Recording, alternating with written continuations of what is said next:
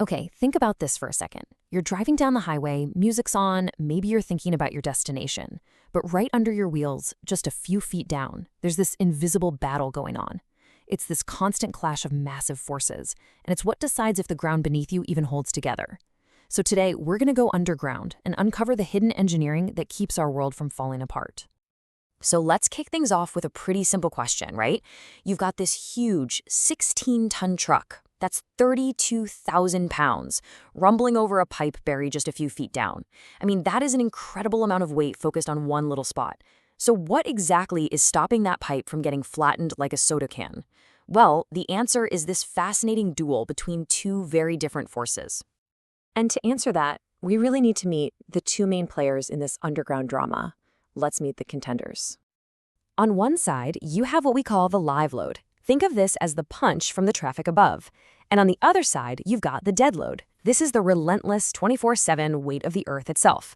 And pretty much every engineering decision for anything buried comes down to understanding the balance between these two. So let's take a closer look at the live load. You can almost think of it as the visitor. It's this intense but temporary force. For our purposes, it's based on a standard H20 highway truck. Now, near the surface, its impact is enormous, no question. But here's the crucial part. As you go deeper, that force spreads out, kind of like ripples in a pond, and its power fades away really, really fast.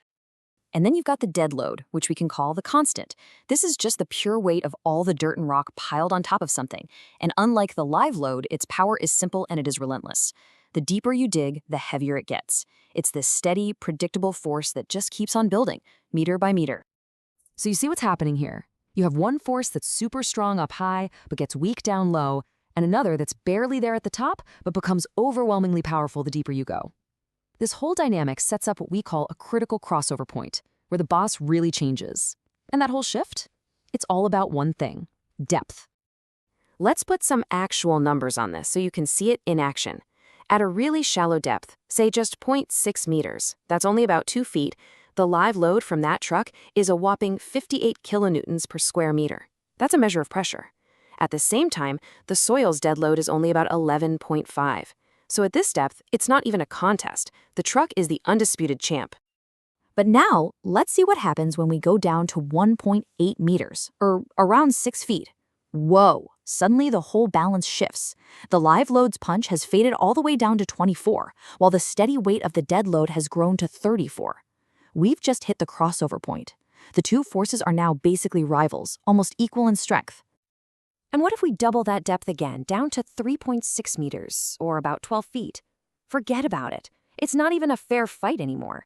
The live load from the truck has faded to just a whisper, only 6 kilonewtons per square meter. Meanwhile, the crushing weight of the soil, the dead load, is now a massive 69. The truck is almost irrelevant at this point. The Earth itself is now the dominant force, by more than 10 times. And this table here, it just lays out that whole story perfectly. You can see it clear as day. The live load is the boss near the surface. Then you get this tense balance right around the crossover point. And finally, the dead load completely takes over the deeper you go.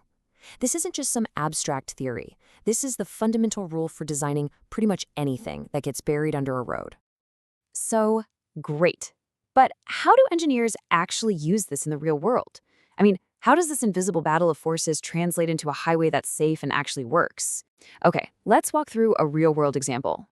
All right, here's our scenario. An engineer needs to put in a standard 600 millimeter pipe. The plans say it's got to be buried 2 meters deep, right under a busy highway. Now, you can't just guess which pipe to use. You have to calculate the total force it's going to face and then pick a pipe that's strong enough to handle that for decades. So how do they figure this out? Well, first, they calculate the dead load. That's the weight of the soil. Then they look up the live load from the traffic at that specific depth. They add those two together to get the total pressure. From there, they convert that pressure into what's called a line load. That's a specific force the pipe has to handle for every meter of its length. And that gives them their magic number, 39 kilonewtons per meter. Now, they take that number, 39, and they compare it to the standard pipes that are available. A Class 2 pipe? Nope, too weak. It can only handle 26. But a Class 3 pipe? It's rated for exactly 39 kilonewtons per meter. That's our perfect match. The conclusion is totally clear. Totally simple. To be safe, they have to use a Class 3 pipe, at a minimum. Anything less than that would risk a catastrophic failure under the combined weight of the Earth and all that traffic.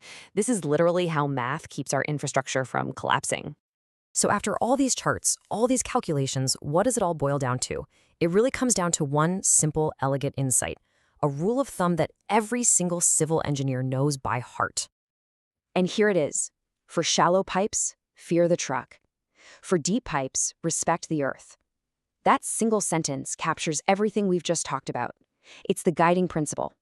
It tells an engineer exactly where to focus their attention to make sure whatever they're building is safe and will last. So let's just do a quick recap.